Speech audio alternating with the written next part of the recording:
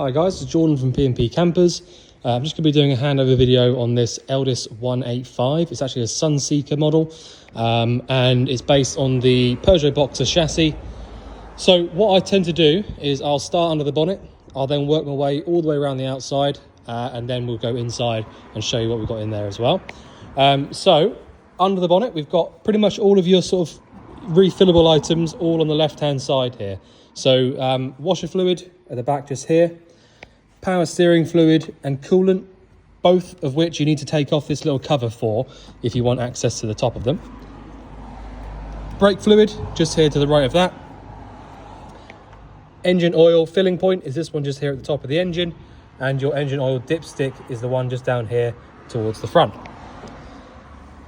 You've got a couple of bits of information. So 453 is the paint colour at the front in the cab. So this is kind of like your bluey, silvery blue sort of colour at the front here. So any touch-up paints or anything you might need it's actually a Fiat colour. So it's Fiat 453. And the reason that it's a Fiat colour is because Fiat, Ducato and Peugeot Boxer are exactly the same cab, apart from a few very minor things. But the actual cab itself is exactly the same design. The two chassis plates that you've got here at the front, now you need to ignore this one here. It might look very, very similar, but there may be a couple of little things that are different. So ignore the original Peugeot one. The one here to the right of it, the Explorer Group one, is the one that you need to look at. So when proper motorhome companies like Elddis and other companies like that make the vehicles in their factories, they actually get a different chassis plate for the vehicle to go on when it's new, because they uprate and sort of change the weights, the axle weights and all that sort of stuff. So that's one there, the one you actually need to look at, the one that says Explorer Group on it. Because this is on the newer style cab, your engine battery sits under the floor in the cab, just in front of the passenger seat. So you have got down here, if I just zoom in a little bit, this little metal piece just here that you can see is your positive terminal that runs directly to the engine battery. So the reason that they give you that there is so that you can jump start the vehicle from under the bonnet without having to take up the floor to get to the battery in the cab. So you have a positive terminal there and a negative terminal up here on the top. And it does actually say there, only for jump start, nice and clearly. So positive and negative there for jump starting. Inside the passenger door, you've got your bonnet release handle just inside, and your jack and wheel brace kit is all here underneath the passenger seat as well. We've got your diesel and AdBlue filling point just here behind this little cover, which is all nicely color coded to the cab as well. And we've got the full cab blinds in this one as well, which is a really nice extra to have. So to use the cab blinds is really simple. Just zoom out a little bit. Quite literally, just squeeze these two little buttons together, and that will then allow you to remove it. So if you don't squeeze the buttons together, you cannot move it at all. So squeeze them together and then just nice and gently pull this across, making sure that it latches in the corner. The reason I say nice and gently is because these are quite brittle. Doesn't matter how new or old they are, they just are quite brittle. So just make sure that you give it a little bit of time, make sure it goes nice and straight before you start trying to drag it. So that's about it for the front near side. We've got the full-size Fiamma F45S wind-down awning running across the top of the van here, and a awning light just here to the left of the door as well. You can see the windows are in really nice condition. There's no cracks or splitting anywhere that I can see, to be honest. I think all the windows are looking really, really good. Yeah, that's about that. Oh, there's a fly screen to come across the door here as well. Okay, all in perfect condition. So the first locker we get to on the outside is going to be our gas locker, which in this case is actually a really good size. So we've got space in here for 2 of these 6 kilo propane bottles if you want them. We only give away 1 full bottle with every vehicle. We always make sure that you have got a full bottle, but we just give the 1. So at the moment you have got a steel braided pigtail hose. So the date on it says I feel so 2035 is how long you've got to replace this pigtail hose here. They last a lot longer when there's steel braided ones like this. So yeah, 2035 to replace that. I would, however, advise you to, it probably wants changing realistically before 2035. Reason being is that you've got a hand wheel style connection up here, and they've got a rubber fitting on the end of them. So normally, I mean, the pigtail hose itself will probably last forever because it's steel braided, but it's the little rubber fitting on the end of that. You can get replacement rubber fittings even. So if you wanted to do that, you can, although they're not massively expensive just to get a new one. So, you know, just keep your eye on this, basically. It's obviously well in date for the actual habitation checks and all that sort of thing, but just keep your eye on that little rubber piece at the end. If it starts going all corroded and sort of, you know, shrunk down and brittle, then, you know, it's worth changing. The regulator up here is the original regulator. I know that because it's a whale regulator. It's a fairly new vehicle, so it's not a problem whatsoever. There's no leaks, and there's, you know, it's working as exactly as you'd expect it to. So that's all working fine. You don't have to do anything with any of this. All right, this is just a testing point on this side. Don't worry about that. So quite literally, all you need to worry about with this gas locker is to turn the gas on. We go anti-clockwise around to the left all the way, and to turn it off, we go clockwise all the way around to the right all the way. Okay. Make sure that you turn the gas off before you start driving. That's really important. If you don't turn the gas off before you start driving, you run the risk of pressurized propane pumping into the vehicle if you have a crash. So please turn the gas off before you start driving. That's the most important thing. Okay, so that's that. I'll leave that on for a bit because we have actually got a few bits on in the van to show you. So we've got an external shower point here as well. The shower point fitting is on the other side, which I'll show you as we get to it. Your fresh and wastewater drains are on the off side as well. So at the back of the van, we've got a reversing camera at the top and not much else. We've got a tow bar obviously there. The tow bar is something that, to be honest, unless you have tried to get hold of one before for a motorhome, you probably won't know this, but they are unbelievably sort of expensive and difficult to get a hold of. Reason being, if you imagine that this being a Peugeot Boxer, where the rear wheel finishes here, a normal Peugeot Boxer van will finish about there. But because the motorhomes are built, you know, much, much longer in some cases from the original van, you have to fabricate. You can't just buy one on eBay or online. You have to actually fabricate the tow bars. So to have one fitted already is, you know, a really nice thing. That's all I'm trying to get at. So first locker we get to on the off side of the van is our toilet cassette locker. Now, it's actually fairly deep set, which is something that I've not really seen before, to be honest. Must mean that there's a cupboard here at the back or something. But yeah, so really, really deep set toilet, but it's absolutely fine. Doesn't matter. You can still reach it. So to remove the toilet cassette, we lift up on the little orange tab here at the front, making sure that it is over the lip just down here. Once you've done that, you can then pull it all the way out towards you and then just basically pull it all the way out. From there, you quite literally just have to, you actually drain the cassette out from this point just here, so twist this open, and then take the cap off, and when you're physically draining it out from there, hold the little orange button down here at the back to release a little bit of pressure, and that's all that's for. So press and hold this whilst you're draining it out. Once you've drained it out, you put about 1 cap's worth, and I'm talking about this cap here, 1 cap's worth of blue fluid back inside the cassette, give it a little swoosh around inside, and then you're good to go to put it back in. Now, because it's quite a long way away, all right, you do have to spend a little second just to make sure it's lined up straight before you go trying to force it in. So I can now feel that's going in. Push all the way until your little orange thing goes over the latch, okay, the little lip. Okay, so as long as you can see that orange bit's gone over the lip there and it's all feeling sort of square like that, then you're good to go and to use the toilet again. Right, next locker is it's quite an important locker actually, this one. So this is your electric hookup point just here and your leisure battery to the right.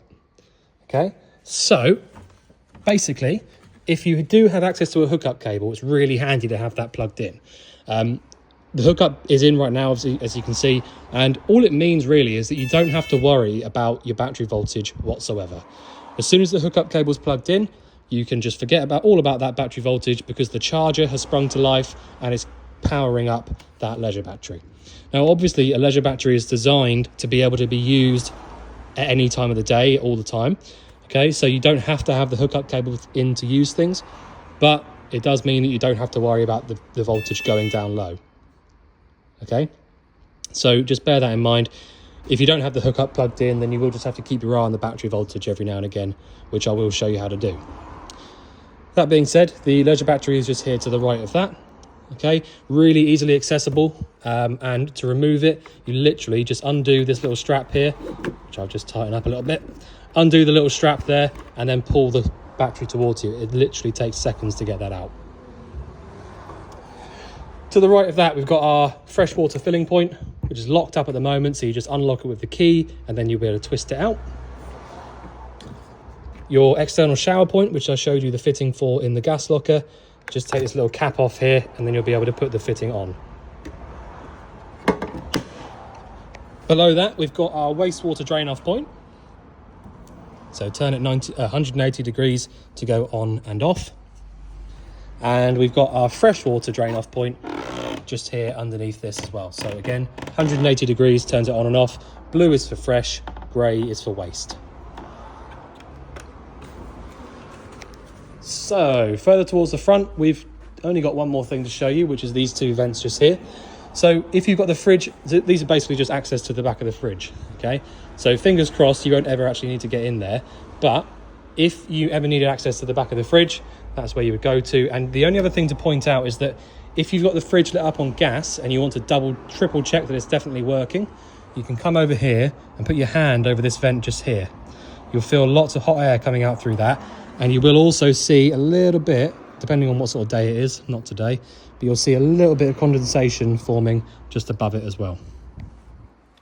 And that'll just basically prove to you that the gas flame is working and it's on. So in the cab, so just over 20,000 miles, 20,700.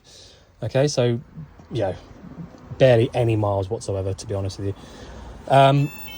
So in the cab itself, we have got on the door, we've got your electric adjusting windows and mirrors from that little dial at the front just there. Okay, we've then got your fog lamp and headlight adjustments from these two just here. Washers and wipers are on the right hand stalk just here, and your indicators and lights are on the left. You've got the automatic lights option there as well if you go down. All right, so nice and easy. Below that, we've got your cruise control stalk. So cruise control is up and speed limiter is down. So you can set both of those up if you want to. Cancel and resume are on the left hand side here for the cruise control, and you can adjust your speed like so. Sorry about all the noise from the alarm just there. It's just the door opening up in the office. Right, so the reversing camera is up here. As you can see, you can turn this on and off if you want to from the button there, but we would have wired it up. Well, we probably haven't fitted it, to be fair, but whoever's fitted it should have wired it up to the ignition live, so it won't come on unless the ignition is on. Okay. Factory fitted radio just here, doubled in size radio. You've got the air conditioning option on this as well. So you've got the aircon button here, your fan speed setting, and your temperature at the top just there as well. Okay. Your actual fan, where the fan blows the air to, is on this right hand side, and whether it's recirculating or drawing in from outside is just there. ASR is all to do with your traction control sort of stuff. You've got your hazard lights from here, and you can lock and unlock the cab from this button here. You've got the 6-speed manual gearbox, and reverse is lift up and over to the top left hand side. And that's about it really. There's not much else to show you in the cab. Both of these front seats do swivel round, so you've got a little handle on the side of both seats here, to release that in order to spin the seat all the way around, and they will turn all the way 180 degrees to face the rest of the van inside. Now don't worry about the things that I've got on the sides just here. It's just so that I can show you a few bits underneath these seats. But yeah, so general layout of this vehicle is a really popular one. It's not very common, but it is very, very popular. So you've got two side settees just here at the front, which really quickly pull together to make a double bed. And then you've also got twin single beds at the back. So this is the unusual part, and something that there's not a huge amount of nowadays is the single beds. So having the single beds just there, and the bathroom in the center across the back of the van here as well, is a really, really nice touch. Separate shower at the side here. And this is what I was saying about with the toilet cassette locker. This is why it's kind of set back a little bit, because you've got a bit of storage in the wardrobe here at the back. So what I will do is I'll show you the few bits that I've got these seats open for, and then I will run you through the control panel and the appliances. So first things first, you have actually got the option in this van of using the 4 seats. So you can actually, you've got little seats just here that fold away, as you can see now, and they will, if you want them to, lift up and turn into proper, forward-facing seats for driving. So this being a 4-berth vehicle, you have actually got the access of 4 proper over-the-shoulder seat-belted seats. Okay, so I can't show you on the video really because I've only got one hand available to me, but it's really, really simple, and it is in the pictures of the van, so you can see them made up. So it's a really unique feature of this van. But the actual part that I wanted to show you, to be honest, is just to the right of the seat here, which is this little area down here towards the side of the van. Now this is so you've got a whale heating and hot water system in this van, which is typical for Elddis to have used. Now, quite literally, to drain the water out from in the boiler, you have to turn the little yellow handle that you can see there. So that is the sort of drain off point for the boiler. Okay, so basically when it comes to winterizing the van, you would turn that so that all the water drains out from inside that, and that'll just stop any, expanding and contracting of the water and the pipes. So in other words, it will stop getting leaks and things like that over the winter time. Okay, you've also got just here a little gas isolator, which is for the boiler. So if you wanted to isolate the gas from the boiler just by itself, you can do that just by turning that one valve just there. So I will just drop this seat back down and chuck this cushion over. So the other part that I wanted to show you is just down here on this offside single bed. So this is quite an important little area. So you've got a couple of things. Your water pump and filter are these two bits just here. All right, so the water pump's the blue bit, the white bit is the filter. You've also got, under this little flap, you've got your main strip switches and your 12-volt fuses. Now every fuse has got its own, or actually everything in here has got a little diagram below it telling you exactly what it does. Okay, a word or a couple of words telling you what they all do. So this is your power supply unit. That's what you would call this area here. It's a BCA power supply unit, typical for this sort of thing, and Baileys and things like that, better cars, all that kind of thing. And so parts are readily available. Obviously you shouldn't need any parts, and it is all working perfectly at the moment. But yeah, so nice and easy to get to, easy to get parts for, so it's not, that's the big plus side to these kind of British built vans for us, is that they are quite easy to get parts for. So that was all I wanted to show you in there, really. Not much else to show you. Okay, so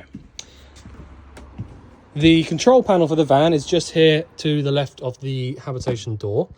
Okay, and it is this bit at the top just here. So quite literally, you've got a power switch at the bottom just here, master, so that will turn everything on or off. That's everything 12 volt. Okay, you've got awning, which is our awning light, which I don't know if you better see on the video really, but it is just lighting up outside. It's just definitely working nicely. Lights, this doesn't do all of the lights, okay? It does just do the ones at the front here, I believe. Okay, The rest of the lights have all got their own power switches, which are dotted around the vehicle. You've got two just here, which do these lights up and around the kitchen area. So basically, once you've turned on the master switch, you should then, turn on the master switch and the lights switch, just for a good habit really, and then you should have power going to all of the lights. Okay, so that's including the bathroom as well. So you've got master, awning, lights. You've then got, all the time that the master switch is turned on, if you have a look at this gauge at the top here, it'll be telling you the voltage inside the leisure battery. So 13.5 volts with all of the lights on means that you've got a battery voltage that's being charged. So the electric hookup being plugged in is doing its job. It's charging up the leisure battery. Okay. Then if you press and hold this little water button here, if you look at the bottom gauge on there, the blue one, it's showing us the fresh water level. So it's showing us that the fresh tank is full. So that's the battery voltage. That's the fresh water level. So you've got a full tank of water. You've then got your water pump switch. So when you turn that switch on, you will then have power going to the water pump and the water system will pressurize itself. And tank heater, probably a waste tank heater, just for winter time basically. Okay. And that's it. That is honestly all there is to the control panel. Now, the first thing that I'm going to explain to you from that is about the water system. Now, it's a really important thing to understand with motorhomes. So with the water system, you have got, because you've got a boiler, you've got a thing that heats the water up, you've got technically two water systems in the vehicle. Now, you've got one cold system, which is quite literally tap to the right, draw the water through, and what's happening right now is the water is being drawn up through the pump from the tank and it's coming straight to the tap. Okay, simple enough. It's just quite literally being drawn straight from the tank to the tap. Okay, so that's nice and easy. Difference with the hot side is that when we draw the water through, what's happening is that the water is actually being drawn from the tank, then through the boiler, and then to the tap. Okay, and the reason that that's important, it might not sound very important, but the reason that it is important is that if you're going to try and get the water hot, you actually have to make sure that the boiler has water in it.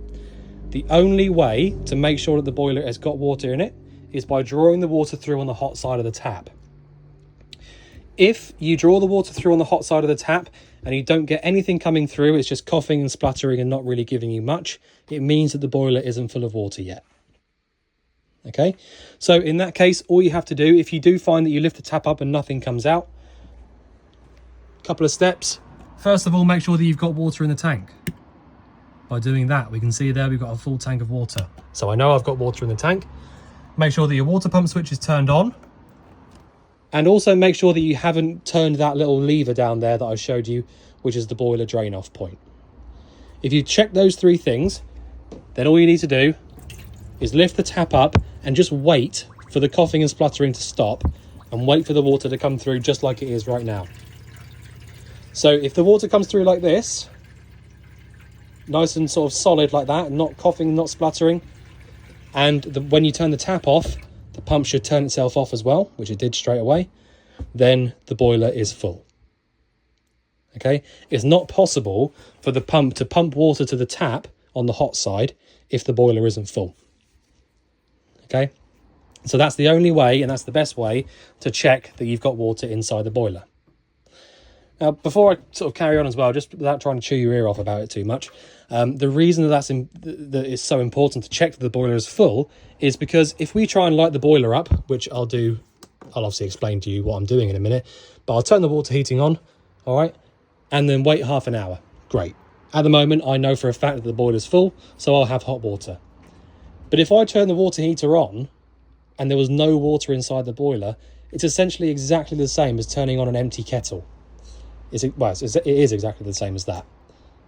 Yeah, so after not very long at all, your boiler is going to overheat and, God knows what else. So just make sure that the boiler's got water in it before you start trying to use the hot water.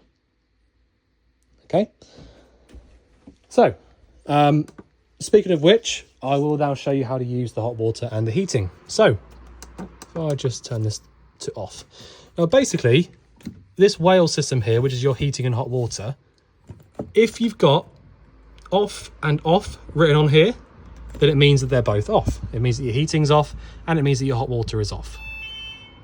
Okay, simple as that. So with the water heating, we've got a couple of options. We go press it once, it'll give you the gas and electric on 4 amps, or gas and electric on 8 amps roughly. Okay, frost protection mode, don't worry about that, that's more for winter time. This is electric only, and that is also electric only. So the little lines like that, the little wavy lines, means electric. For the most part, people will just leave these water heaters on the gas. Okay, that's just the standard way to use them. And to be honest, the more that you can use the water heaters on the gas, the less likely you are to get problems with them, because the gas is the first thing that will start to clog up. Okay, so basically, as I said, you've got the options of gas and electric, or just electric. All right. So you can press it as many times as you want, get it to off, and then you'll get a little gas flame symbol go out, telling you that the gas has gone off. Okay. The one below it is our heating. Now what we've got is the same sort of options, apart from we've got a 3 electric option on here as well. So gas and 2 electric, off, electric 1, 2 or 3, and back to gas. We've then got a temperature selector just here as well, or a fan speed selector, sorry. Okay, well, it's both actually, it's fan and temperature, so just turn it up. If you want it all the way up, turn it all the way up, and vice versa. Okay, but yeah, so it's very, very straightforward. You quite literally press these buttons here to select which energy you want to use. If it's just gas, then obviously just select the gas option here. If it's just mains, vice versa, just choose the mains. Okay, if you want this turned off, back to off, make sure they both stay off, and then that's it. Okay, so that's the heating and hot water. Very, very straightforward, and that will become second nature to you after a couple of times of using it.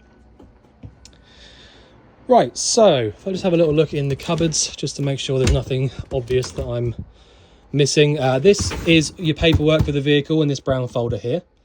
All right, so have a look through that if you get a minute. Your full-size standalone table is inside this little cupboard. Okay, this is what I was hoping to find. So we have got solar panel up on the roof of the van. So this is a Truma. This is the factory fitted one, okay, because it's a Truma system. Now, I will say that it looks to me, because there's only one set of cables coming out aside from the solar panel. So the 2 cables that go into the middle are the solar, and the 2 that come in at the bottom are for a battery being charged. It looks to me, I mean, that is a duo controller. So you have got the option of running another battery off of the 2 up there.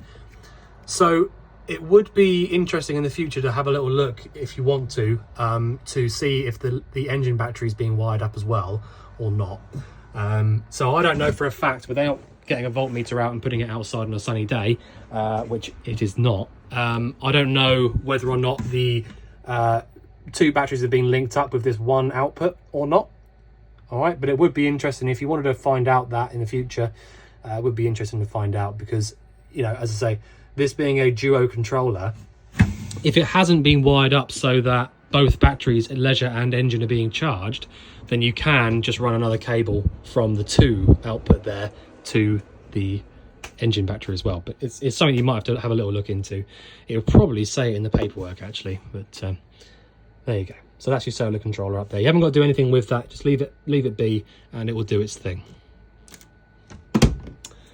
Right, so the fridge is the next thing that I will explain to you. So if we just zoom out a little bit. So this is a standard sort of Dometic fridge.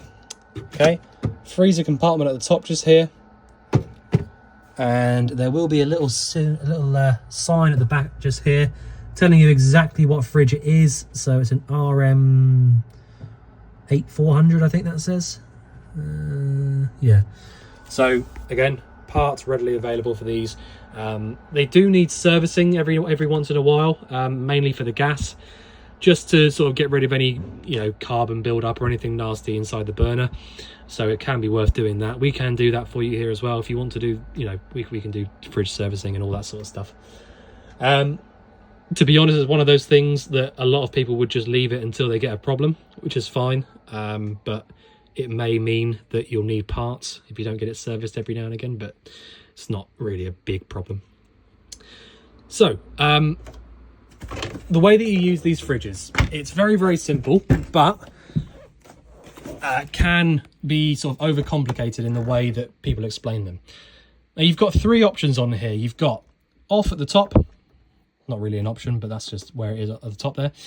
Mains electric, 12-volt electric, or gas. They are your three options of cooling the fridge. Now, the gas and the mains electric are the only two options that will actually get the fridge cold from warm. Okay, so gas and mains electric, they're the only two ways. Now, it will still take a good 3 or 4 hours to get the fridge completely cold. Okay, so just bear that in mind, even on gas or electric. Now, the option here, the 12-volt option here, the little battery symbol, the reason that you have that is for keeping the fridge cold whilst you're driving.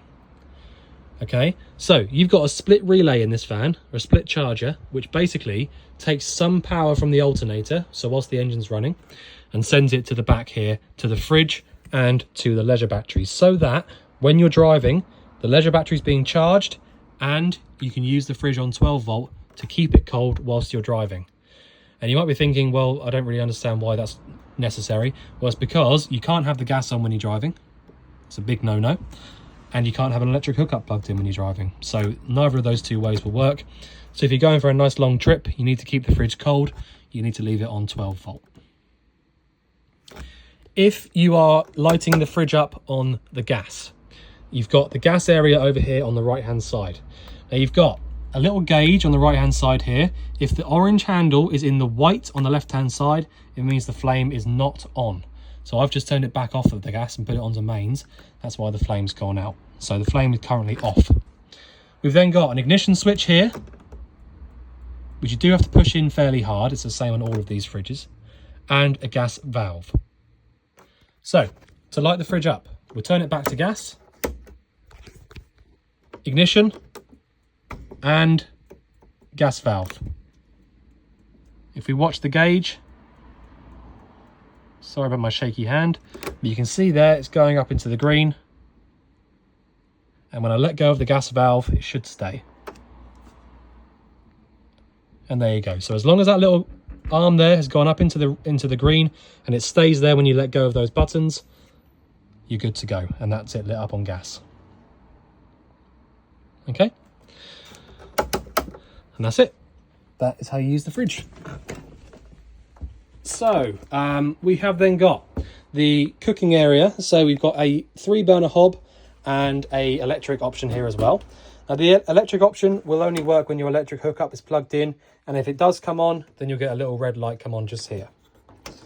So really important, do not close the glass lid down, even if, I mean obviously not when they're on, that's probably an obvious thing to say, but if you've been using them for a while for cooking with and you've just turned them off, please don't put the lid straight down.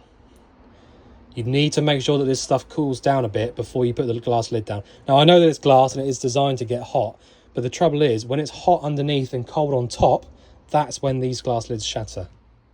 All right, it doesn't take much. So it's not the end of the world if it does happen, because we can get hold of them, but it's just a bit of a pain for you, so you don't want to have to do that.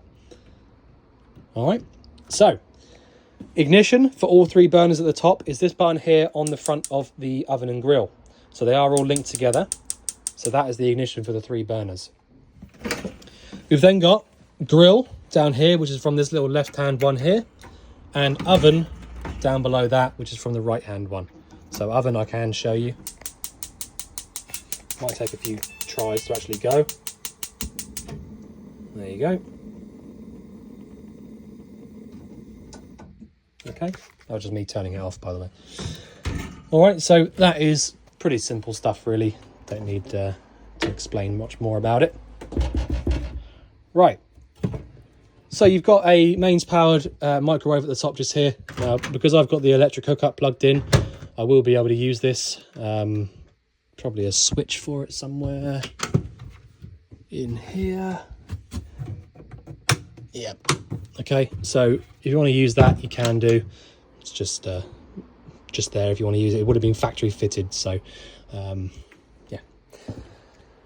Right, what else have we got? Also in this wardrobe here, sorry, not wardrobe, this cupboard, you've got your TV aerial. So to actually use the TV aerial, if you need to move it around to get a better signal, loosen off this nut just here, push it up and twist it around. That'll be the best way to get a better signal. Your TV aerial booster is this little unit down here, which will then be linked up to your TV sockets down here. So the last bit to show you is probably going to be the bathroom. Not much to show you apart from the fact that you have got the separate shower over at the back just here. All right, don't need me to show you how to use a shower. I will get very wet very quickly. And the sink just here as well. So again, hot and cold sink, just like the one in the kitchen.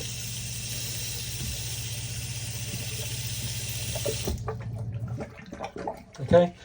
The only part that I tend to actually explain really is the toilet. So if you haven't used one of these Thetford toilets before, you might not know how to use them. So quite literally, over here to the right, you've got a little blue button. Press the blue button to get the flush water pumping around into the bowl. Okay, so that is how you would use the flush water. To actually empty whatever's in the bowl here into the cassette, push this little grey handle on the front here to the right. That opens up the flap and drains everything into the cassette. Pull the flap back before you put the lid down.